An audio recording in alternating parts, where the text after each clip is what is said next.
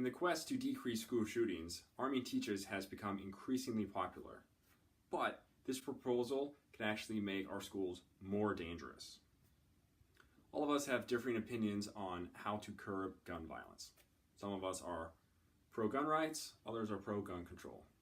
I myself am a military veteran who has handled quite a few guns.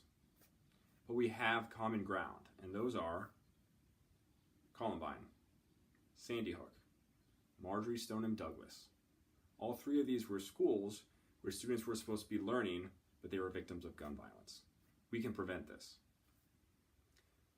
I am not trying to end the gun debate today. The point that I will make is that we need to take the proposal to arm teachers off the table. Imagine this. You're in 8th grade, you're in math class with your friends doing work. Suddenly, bang! There's a gunshot.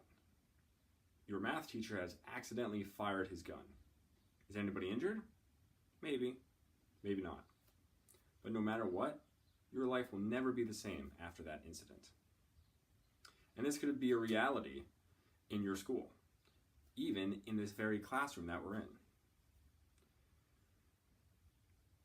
The Bipartisan National Conference of State Legislators issued a report on April 5th of 2018 stating that in the 2 months since the shooting at Marjory Stoneman Douglas High School in Florida, 20 states have proposed 44 pieces of legislation that would allow educators access to a gun in our schools. So your state could be next. I'll go into detail about why arming teachers is wrong on so many levels, what the solution is, and what you can do to keep our schools safe. So let's start with, why are we discussing this in the first place?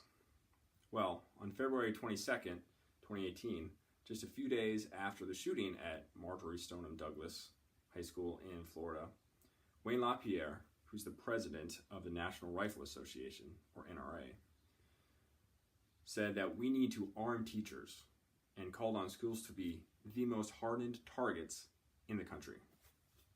Hardened targets. What does that remind you of? Prisons? Military bunkers? Probably not centers of learning. But just 2 days later, President Trump tweeted his support. So this is a reality. This is wrong on financial grounds. It is unpopular with the majority of teachers, and the data does not back it up. So let's say that we implemented the NRA and President Trump's plan to arm teachers and harden our schools. How much would it cost? Well, according to a March 2013 report by Dr. Edward Hill, a public finance expert at Cleveland State University, in order to place an armed resource officer in every secondary and elementary school in the country, all 130,000 of them, would cost roughly $20 billion. The federal education budget is $80 billion, so a quarter of our education budget would be going towards guns and bullets, not textbooks and pencils. So the money's not there.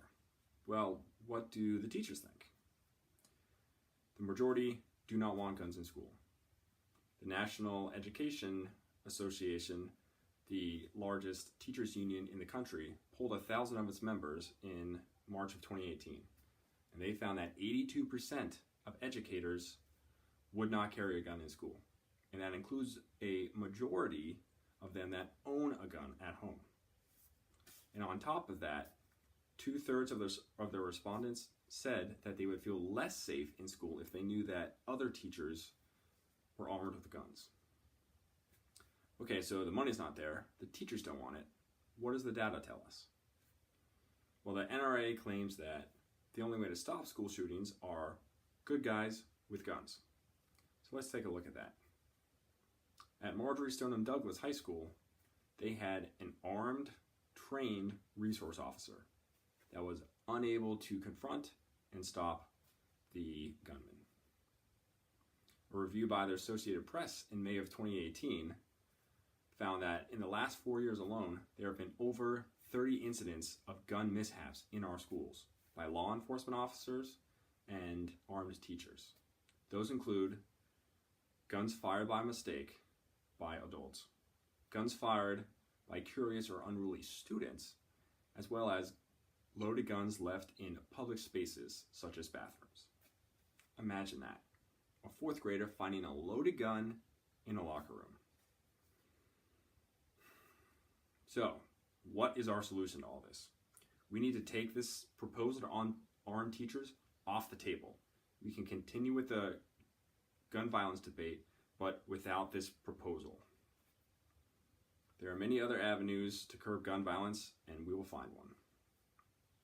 So what specifically can we do to take this issue off the table? The derailing all of this legislation starts with you. It means you petition your school board. You petition your state legislators. By petition, we mean you can write them letters, visit their office, call them, and tell your friends to do the same. Or you can do all of the above. Whatever you do, make your voice heard. In conclusion, now is the time to act. I encourage you. No, I urge you to spend as much time as possible defeating these utterly irresponsible proposals to arm teachers.